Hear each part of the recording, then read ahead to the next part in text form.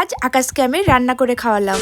আজ বাড়িতে মা ছিল না, তাই ভাবলাম যে চল একটু সুন্দর করে আমি রান্না করে আকাশকে খাওয়াবো। তো তার জন্য কিন্তু সমস্ত কিছুটা রেডি করে নিয়েছিলাম। আজ আমি বানাবো হচ্ছে কি চিকেন।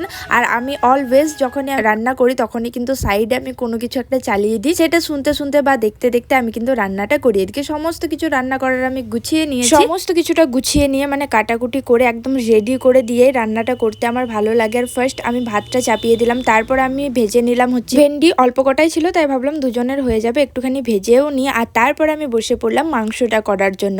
মা আমাকে সব সময় বলে যে তুই মাংসটা খুব ভালো বানাস, তার জন্যই কিন্তু আমি এখানে মাংসটা করছি একদম মন দিয়ে।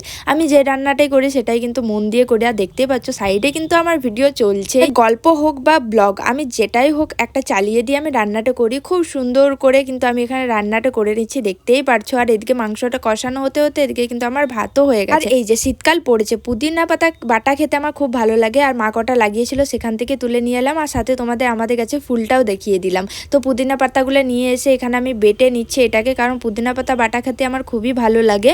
আর মাংসটা হয়ে গেছিলো, দেন ভালো করে সাজিয়ে গুছিয়ে আমি আকাশকে খেতে দিয়ে দিই। জানো তো থালাটা সাজিয়ে দিলে খেতেও অনেকটা টেস্টি লাগে। তো ওখানেও খেয়ে বললো তো খুবই ভালো হয়েছে। তোমাদের ব্লগটা কেমন লাগলো অবশ্যই কমেন্ট করে জানিও।